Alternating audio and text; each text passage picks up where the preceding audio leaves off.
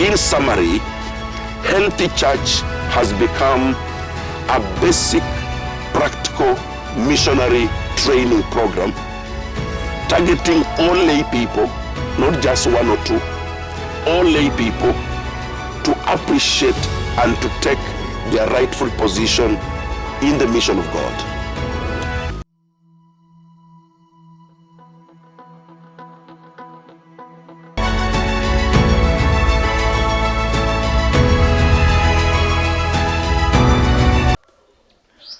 Thank you for joining us in this program, Canon.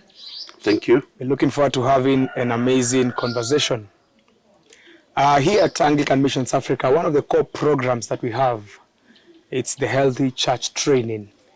And I would want you to just share with us from where you sit, what the program is about, how it came to existence, and the needs that it really addresses. Thank you very much, Joseph, for hosting me to this talk, to talk about the programs of Anglican Missions Africa and in particular Healthy Church. Healthy Church program came out of a conversation we had with all Anglican primates hosted by Council of Anglican Provinces of Africa in Rwanda in 2015.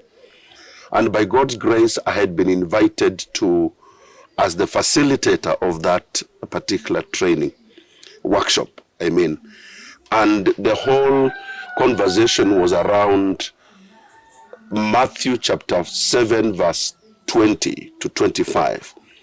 You will know them by their fruit. And so lots of issues we discussed was, we wanted to know, what is the fruit of the Anglican Church? What can we show after having been on the continent for over 200 years in some countries like West Africa? And as we did audit of the missionary work on the continent of Africa, a number of issues began to emerge that painted the church not in the good picture. And one of them was that the church did not have a clear strategy for nurturing of children, teenagers, and the youth. And just to help you understand how glaring that area is in the church, is that in the Sunday school, you have a fairly large number of children. But as they begin to grow into teenage, the numbers begin to reduce. And as they grow even to young adults and youth, the numbers become smaller. And so the issue is, if the church does not have a clear strategy for nurturing the younger generation, automatically that church has no future. So that was a glaring gap. The other gap was that the church was not keen on empowering lay leadership. In some contexts, even clergy, to match with the growth of the pews, those who sit in the pew. So you find, for example, most of our lay readers and catechists have no sufficient knowledge on how to run even Sunday service, preaching, leadership, human management, which is the big resource of the church. The other gap that emerged was the issue of insufficient resources. Money was an issue. So as the conversation continued, the bishops began to say, the archbishops began to say, there's a problem in the church. The church is not doing well. The church is sick. Those are the sentiments I was hearing on the floor. And at the end of the workshop, the primates proposed the need to develop a program that would mitigate theological training and practical needs that local churches are facing. So in brief, Joseph, that's how Healthy Church program was birthed. So back to us who are now the technical people, we thought, what is the right name can we give this program? So the name Healthy Church actually is a response to attempt to address the needs that were raised during those 10-day workshop with the primates of Africa. Since then, that was from 2015, we went into research just again to authenticate those needs. We wanted to understand from the wide scope, is it really true? And reality be told, the church on the continent of Africa is not doing well. You can see that as much as the African continent claims to be Christian, there's rampant corruption. Governments, and even in the church, there is tribalism, nepotism. These are Christians who go to church on Sunday, but in the middle of the week, they are doing completely opposite to what God expects them. So when we went to the ground to test in terms of research, yes, we agreed that the church on the continent of Africa is not doing well.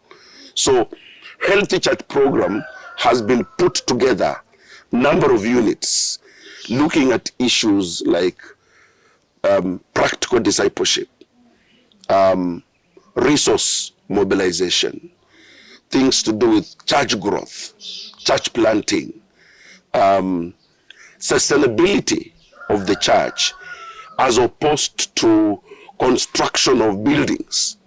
Because there's a thin line between sustainability of the church in terms of how do we just sustain congregants, as opposed to people who think that by building big structures and by doing development, then you are sustaining the church. Again, the reality is that a church can be endowed by a lot of wealth, but when you walk into the appeals, there are no people. So the church is not just resources. The church is not just buildings we see. The church is about people. And what archbishops were appreciating in that meeting in Rwanda was that the numbers were declining. There was no excitement about being part of church. And so Health Church program has been developed to respond to that. What have we seen the impact? We have seen great impact for the last 5 years. Since we began this program, out of Health Church training, we have now been able to train over 20,000 lay people on the continent of Africa who are now out, step into mission and contribute to the growth of the church.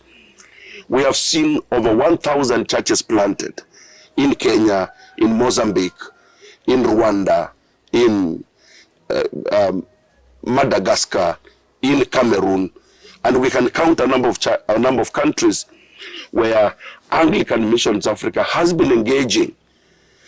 We have seen over 500,000 lay people mobilized into mission.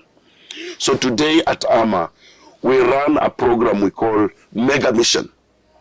When we began, we called it 1,000-man army. But the church has adopted the term Mega Mission, where Anglicans are drawn from different dioceses, different countries, coming into a diocese and help that diocese massively to do evangelism. And as a result of that, churches are being planted. So out of a Healthy Church training program, we are experiencing renewal. The bishops are becoming excited about mission again. Those people who never thought or who don't know how to plan a mission, we have developed resources at AMA that now equip the church on how to be a missional-minded church. Okay. So we can talk more about Health Church program. Out of that, because of addressing the needs of youth, discipleship, we now have a whole program, school outreach, that is focused on evangelizing and discipling children in Anglican schools and other government-sponsored schools. So we are excited at AMA that we are adding value to the church. And for the last 5 years, we have seen growth not only in East Africa, Now we have presence in West Africa. AMA has presence in Central Africa. AMA has presence in Southern Africa. AMA has presence in North Africa, within the province of Alexandria. So AMA has made strides in terms of outreach. Our main focus is Anglican Church, but again, we are open to work with other churches. And we are very grateful that archbishops have been very supportive. Archbishops are open to this move. And we want to see the whole of Africa evangelized. So, in summary, Healthy Church has become a basic, practical missionary training program targeting all lay people, not just one or two, all lay people to appreciate and to take their rightful position in the mission of God. Amazing. Maybe just to track you back a little bit, it's been now over half a decade of rolling out the program. Maybe in one or two sentences, help us understand how the reception has been on the areas that you have rolled out the program of Healthy Church training. Reception in terms of the people, the targeted groups, and also the leaders of the church. For the last 5 years, the response has been amazing, unbelievable. Healthy Church has been like this roller coaster, I can say it. Every bishop, every lay person, every clergy is excited to be part of AMA. And as I said, we have seen churches planted. That's a big impact. We are seeing clergy regaining their, rekindling their theology of mission. So the reception is very positive, and we are looking forward to engage with those regions where we have not reached, and we want to request the church, because AMA exists as part of the church. We are not just another parachurch organization. We are in the church, and we exist to serve the church. That is our commitment, and that's our goal. Amazing. Yeah. What are some of the challenges that you can say that the program is or might be facing? One of the challenge is the challenge of growth. AMA has been growing very fast. Now, growth is good, because when you begin a movement like AMA or any other, you want to see growth. That's the whole goal of pioneering. But growth can also come in a manner that it can kill you or stifle progress. So one of the positive challenge we are having at AMA right now is growth. Out of one program, Health Church training program, we now have school outreach program and discipleship. We have mega missions, a whole department that just organizes missions. We have Education for Life, a program that is now focused on training teachers as disciple makers in schools, because we are keen on retaining numbers right from the early age. We have a department on church music renewal. We want to see worship and good music is part of liturgy, and we love liturgy. So we have a specialist at AMA full-time who is developing and working with music directors in the dioceses, in parishes, to enhance music. We have a program on digital evangelism. We want to roll out a podcast, interviews with mission professionals and people who want to come and contribute to the well-being of the church. We have a whole church planting unit.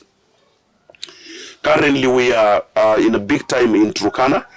By God's grace, the Archbishop of the Anglican Church of Kenya allowed us to concentrate on Turkana missionary area. For the last 1.5 years, 15 churches have now been planted. We are raising resources. So you can see the challenge of growth. Yeah. Now, that challenge of growth comes with minimal resources, because we are growing, but in terms of funding base, to make this program sustainable is a challenge. So we are trusting God because we are not afraid. We believe that if this is God's work, then God is raising people, and we are seeing people come up, and we still appeal for more people to come. In Turkana, we have rolled out a program of supporting young women who got married early because of the retrogressive culture. They are now coming out and saying, we want to be empowered as young women in Turkana. But we are also bringing young men along, because if you empower young women and their age mates, their peers in the same culture are not being empowered, then you create imbalance. So that is a good challenge, and we are happy to take on the challenge. We are beginning to spread into other areas, particularly outside of the country. We are targeting Angola. We are looking at Sierra Leone. We are looking at Mozambique. We are looking at Chad. We are looking at specific countries where there is need. Those areas need resources. And so one of our challenge right now is raising resources, bringing more people on board to help AMA achieve its target.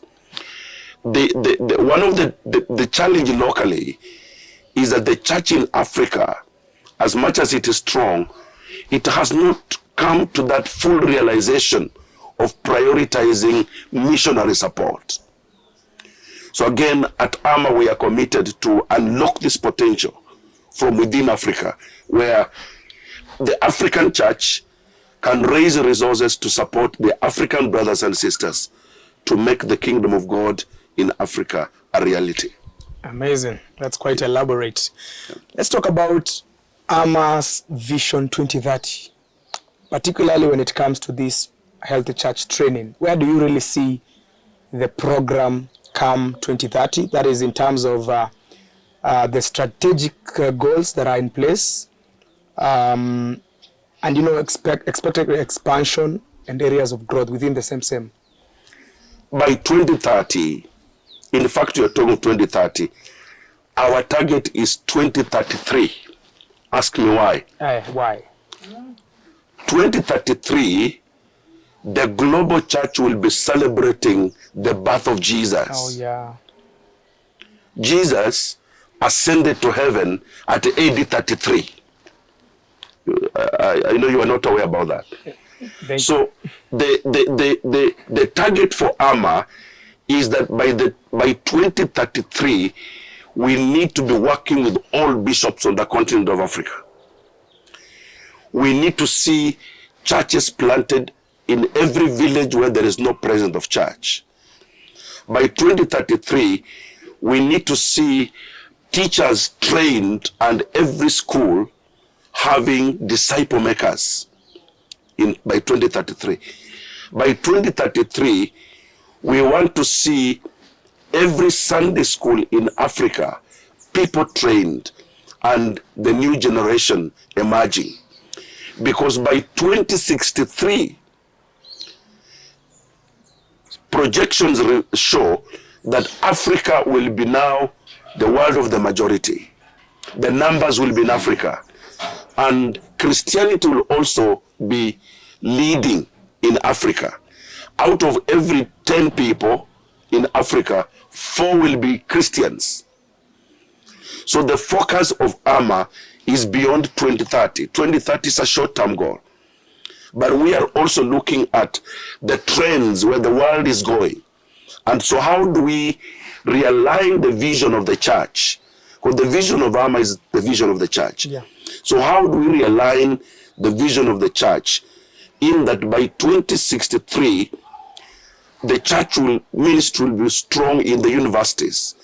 The church ministry will be felt within government systems.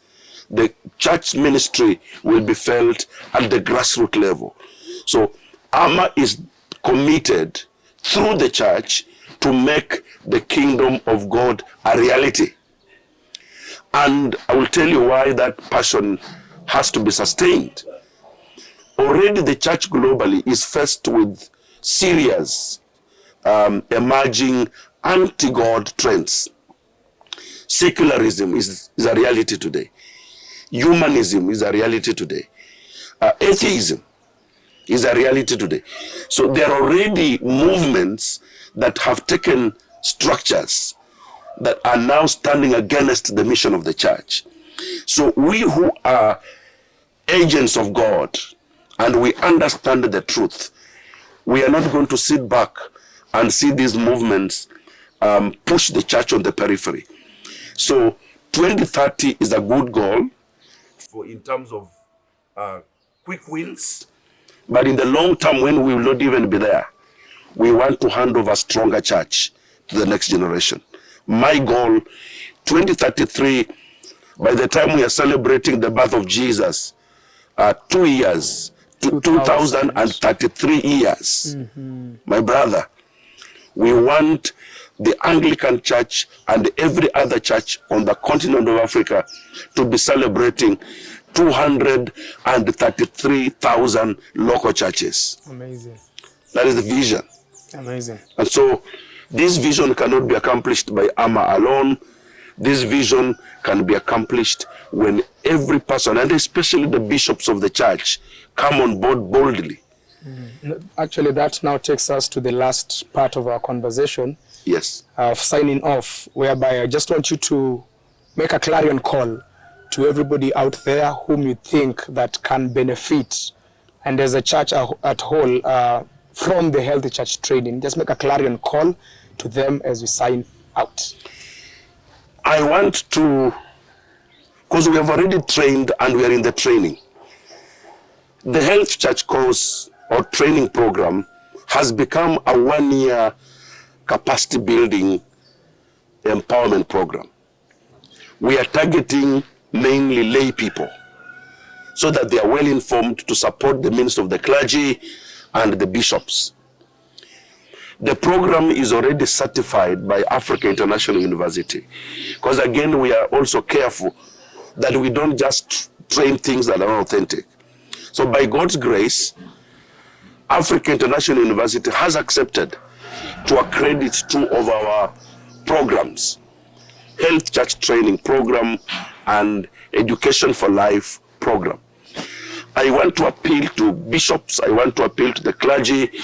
If we want our churches to be healthy, then the minimum fare we can do is to empower the laity. Matthew chapter 10 verse 24, it says, a disciple cannot be better than his teacher, but a disciple can only be equivalent to the teacher. What does it mean? If a teacher is leading disciples who are ignorant, then he's not discipling. And what Health Church program seeks to do is to empower as many disciples as possible to be as competent as the teacher, so that the work of God becomes easier, much to implement. So I want to make appeal to every bishop. I want to make appeal to every clergy. I want to make appeal to the laity to buy into the vision of Anglican Missions Africa. Our dream is to see the church on the continent grow healthier, become more conscious of its Great Commission mandate, and to fill the gaps that are currently existing to avoid threat of the church declining and being squashed by emerging trends. Thank you so much for your time and for helping us understand more about the healthy church training. Welcome. Thank you.